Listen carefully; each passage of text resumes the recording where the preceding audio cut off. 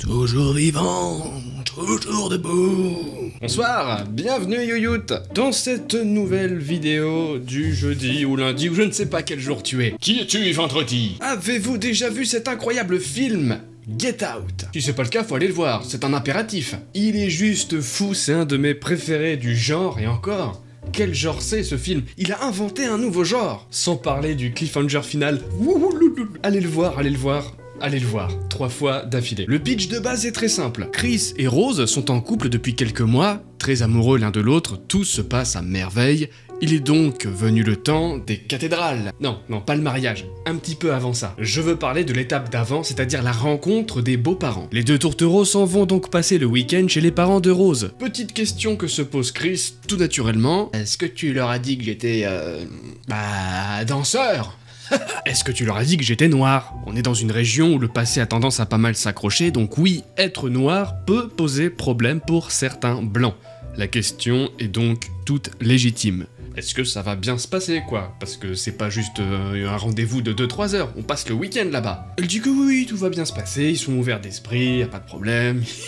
Ils ont même voté Barack Obama, alors je vois pas où est le problème, dis donc. Ils arrivent dans cette immense maison de riches, où 100% des employés de maison sont noirs. Sympa l'ambiance déjà, hein. C'est particulier, si on essaie de se mettre à sa place, c'est très particulier. Des questions forcément se posent et une ambiance de plus en plus malsaine va s'inviter. Les parents ont une attitude très helou. Même les employés d'ailleurs ont une attitude helou, que ce soit le jardinier, la femme de chambre, les valets, tout le monde quoi. Tout est bizarre déjà. Dès le début du film, dès l'arrivée en fait dans la maison, c'est bizarre. Même avant d'arriver dans la maison, il se passe quelque chose, il renverse un chevreuil, et ce truc là avec le flic qui demande des papiers, du coup de Chris alors que c'est même pas lui qui conduisait. Donc voilà, il y a quelque chose de très bizarre qui se passe ici, dans cette maison. Et ça va être de pire en pire jusqu'à la fin. La mère qui hypnotise Chris sans son consentement, le meilleur ami de Chris qui reste en contact avec lui pendant le week-end et qui lui explique qu'il y a une forte concentration d'hommes et de femmes noirs qui ont disparu dans la région. Tout pour te mettre en confiance quoi. À ce moment du film déjà on a tout un tas de théories farfelues, mais au final aucune d'entre elles ne sera la bonne. Le réalisateur est parti vraiment beaucoup trop loin. Alors je vais pas vous spoiler la fin, parce que je suis un mec gentil dans le fond, et que ceux qui ont pas vu le film doivent aller le voir. Oh toi tu m'as regardé de travers toi. Je vais vous spoiler la fin du film. En fait, cette famille de riches utilise leur fille Rose afin d'attirer des hommes noirs dans leur demeure. Ils organisent ensuite des dîners avec plein d'autres connards riches pour les vendre. Pas vendre les connards riches, non, vendre du coup les hommes de couleur noire. Et puis pas les vendre comme à l'époque de l'esclavage, non, c'est un petit peu plus morbide que ça. Vendre leur corps. Par exemple, celui qui veut acheter Chris est un aveugle. Il est intéressé par le corps de Chris et surtout par ses yeux, car il est photographe, donc il a la fibre du photographe, et c'est tout à fait ce que lui, il recherche. Voilà. Il est servi, il va avoir des jolis beaux yeux, et pendant tout ça, lui, Chris, il se doute de rien. Il se doute qu'il y a un truc chelou, mais il se doute pas que c'est aussi violent. À un moment dans le film, même, l'aveugle va lui poser toute une série de questions, ils sont que tous les deux, bizarrement. Tout est manigancé, tout est... C'est vraiment à la fin que tu fais « Ah !» Et puis tu fais « Oh !» Ah ben c'est pour ça. Ouais, à la fin, tu sors plein de petites phrases comme ça. Donc l'aveugle va acheter Chris. C'est très bizarre. Et c'est le père de Rose qui sera en charge de l'intervention chirurgicale. Hein, quoi? Quelle intervention?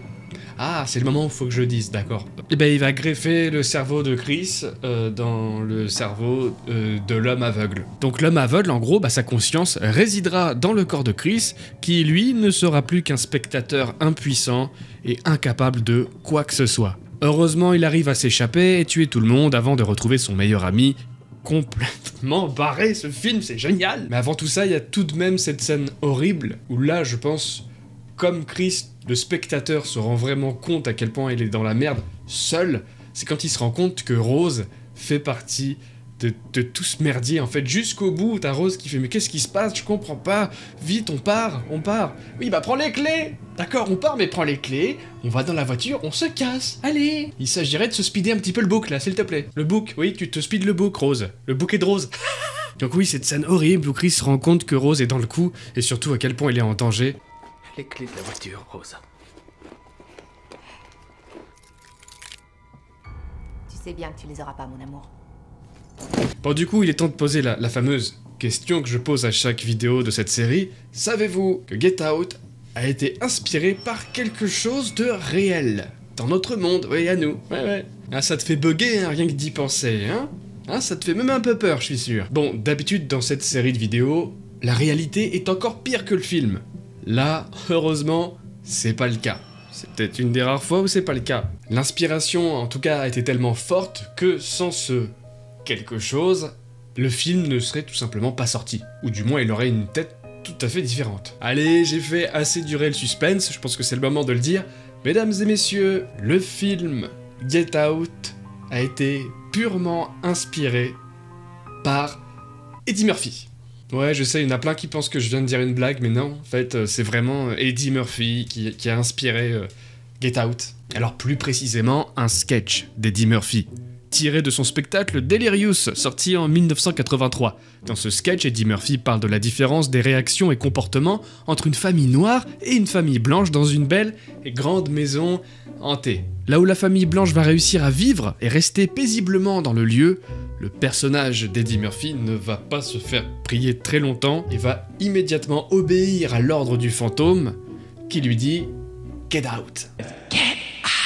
Une inspiration tellement forte que l'ordre du fantôme deviendra carrément le titre du film. Et d'ailleurs, dans le film, c'est un des fantômes, petit ami de Rose, quoi, si on peut appeler ça un fantôme, qui lui donne cet ordre de dégager. Get out. Sorry, man.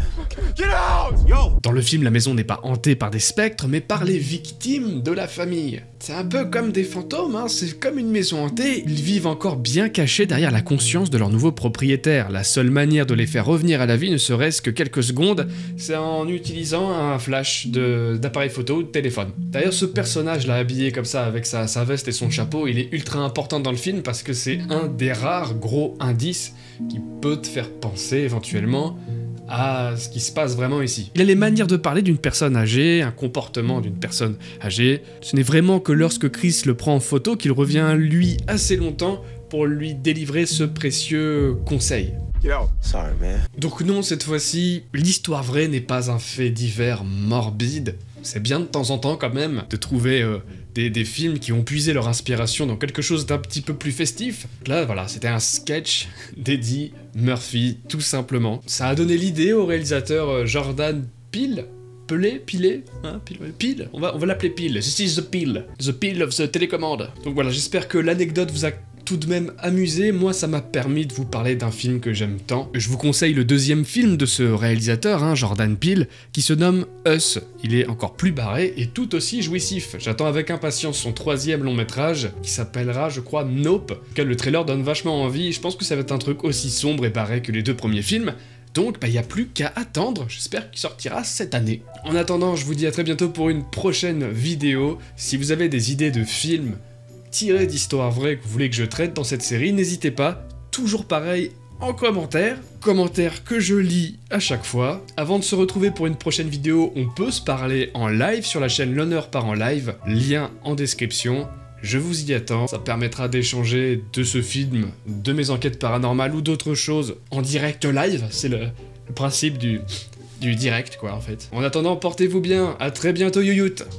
Laisse ta Winchester en joue.